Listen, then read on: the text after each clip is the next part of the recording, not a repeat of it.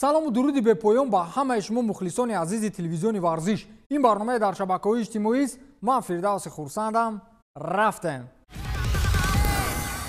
کلیان امباپه ستاره فوتبال معاصر با یگان دسته توپ دیگر اروپایی نمی‌رود. در PSG می‌ایستد. کجا شد اون آوازه‌هایی که میگفتند امباپه به رئال می‌رود؟ دیگر وجود ندارد. می‌دونید برای چی؟ امباپه برای تمدید شرطنامه با دسته پاریژی راضیگی داد. این در حال است که چند ماه اخیر موضوع به دسته رئال پیوستن امباپه رسانه‌ای میشد و منبع‌ها در تکیه با منبع‌های دیگر رفتن امباپه را از پاریژ به حقیقت نزدیکتر می‌کردند. دیروز رسانه‌های اطلاعاتی را معلومات نوی این موضوع پورا کرد و آنجا گفته می‌شود که امباپه به دسته PSG برای تمدید شرطنامه راضیگی داد، ولی باز مثل که دلش به مادرید می‌خواهد. می‌دونید چرا؟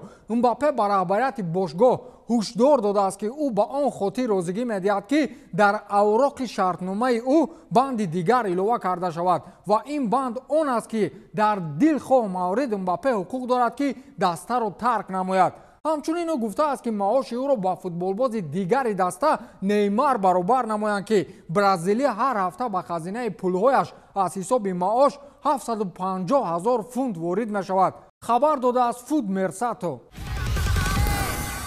نیرنگبازی سال را الکی در تاریخ فوتبال نوشته کردند. بعد این نیرنگبازی فوتبالباز را دیدن باور دارم که دیگر نیمار را انتقاد نخواهد کرد. متاسفانه این حالت در توپ چمپیونات اروپا با وقوع نپیوست، ولی باور دارم که چنین نیرنگبازی یا خود سیمولیاسیا را آخرین آدم فوتبال را نمیتوانستگی این دنیا نمیکند. این واقعه در دیویزیون سوم چمپیونات گواتمالا رخ داد که فوتبالباز دسته باتانکوس با اسم راموس کار را کرد که همگان را با حیرت افکند. در یک برخورد فوتبالبازان هر دو تیم با داور بحث داشتند و راموس کمی از آنها دورتر یک اشیایی را که مخلصان به میدان پرتافته بودند گرفت، خود را با آن یک ضربه زد و به زمین افتاد و گویا او را کدام زده است. خود را در زمین چنان پیچ و تاب داد که کسی اگر از اول ندیده باشد گمان میکند که او را با یراق با قول پراندند. اما بعدا همه چی آشکار شد، ولی داور برای نیرنگبازی با او کارت زرد نشان نداد.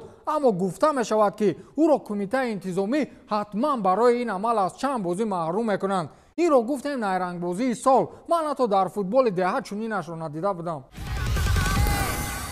جنجال والیبال بازان آلمانی در والیبال ساحلی. میدونید چی گپ شده است؟ مرحله سبقت‌های جهانی امسال در مملکت قطر در شهر دوحه برگزار می شود. شما میدونید که قطر دولت اسلامی است و بعض قرار و قاعده‌های هست که نه همه اروپایی ها آن را قبول دارند. خلاص مسابقه والیبال ساحلی که آنجا میگذرد برای خانم‌های آلمانی مشکلی پیش آمده است. شما میدونید که در والیبال ساحلی خانم‌ها با چه لباس به میدان میبرایند و گمان میکنم که به شهر دادن آن حجت نیست.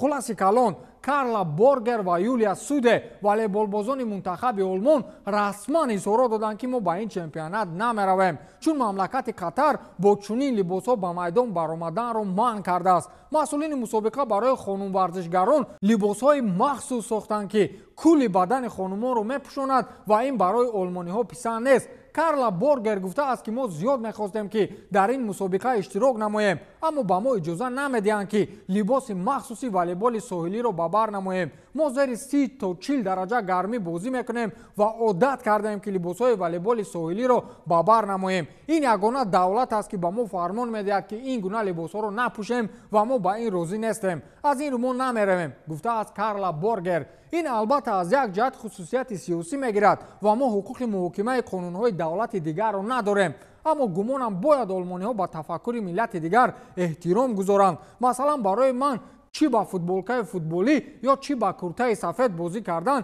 هیچ مشکلی پیش نمی آورد، چون فوتبال را نمیتونم. یگان فوتبالباز را دیده اید که تن و جانش سالم است، یگان خیلی مشکلی با سلامتی ندارد، بازی را در سطح کسبی میتواند، آینده درخشان دارد، اما فوتبال را یک سو میگذارد و میرود سوی دیگر. همین خیلی حادثه دیروز در عالم فوتبال با وقوع پیوست. فوتبالباز ایتالیایی الساندرو آرلوتی در سن 18 سالگیش کریر فوتبالی خود را خاتمه بخشید. инро Роналду фаҳмида ҳайрон хоҳад шуд. Футболбоз дастаи пескариро як су гузошту ба Амрико рафт то дар донишгоҳи машҳури Гарвард таҳсил намояд. Арлоти дар Фаронса дар оилаи итолиёвиҳо таваллид шудааст ва тарбиятдидаи дастаи машҳури Монако аст. чанде пеш дастаи Пескари бо ӯ шартномаи ҳамкорӣ баста буд. Дар Италия ӯро яке аз футболбозони ояндадор мегуфтанд ва сабки бозии ӯро ба Пирло монанд мекарданд. ӯ бошад ҳамаи умедҳои атрофиёнашро барбод доду ба Амрико рафт то донишҷӯи донишгоҳи маъруфи Гарвард бошад. дар инстаграмаш навиштааст ки ӯ ба дастаи ин донишгоҳ ҳамроҳ хоҳад шуд, аммо сатҳи касбии дастаи ин донишгоҳ дар қатори дастаҳои ҳаваскор аст. хайр, дар ҳаёт ин хел корҳо мешавад ки ту миёни донишгоҳу футбол якеро бояд интихоб намоӣ. ин бача хонданро интихоб кардааст. ягон ҷои бақавле гандагӣ надорад. хонда олим мешавад ва ба футбол зор мешавад. ба назар чунин мерасад ки дар бозиҳои Лигаи Чемпионҳо дастаҳои испанӣ он қадар аҳволашон хуб нест. умедамон ба Атлетико буд ки ба як дастаи бақавле пурталутуми англисӣ бозиро бохт. Оливье Жиру ягона футболбозе дар таърихи Челси гардид ки дар синни 35-солагӣ дар марҳилаи плей-оффи Лигаи Чемпионҳо гол мезанад. Абрамович як су аз яхтаи 550 миллионаш истиқбол гирифту сӯи дигар дастааш бозигарони беҳтарин дастаи Испанияро шикаст доданд. Жиру ки ҳоло дар арафаи ҷанбазкунии карьераи футболиаш аст, ҳамону беҳтарин голи ҳамин ҳафтаи Лигаи Чемпионҳоро зад. дар таърихи Лигаи Чемпионҳо ғайри Жиру аз дастаҳои англисӣ аз ҳама синну соли калоне ки дар марҳилаи плей-оффи Лигаи Чемпионҳо гол задааст, ин Раян Гиггс аст ки дар синни 37-солагӣ аз Манчестер Юнайтед ба дарвозаи Шалке гол ворид сохтааст ки ин соли 2011 буд. таърихи футболи Италияро даст намезанем, чун унҷо мӯйсафедон зиёданд. он хеле бозӣ кардан дар кор ки президент як кишвари бузурге ба монанди Аргентина назад ояд ва гӯяд ки Месси ҳавопаймо лозим шудааст. медиҳӣ ё не?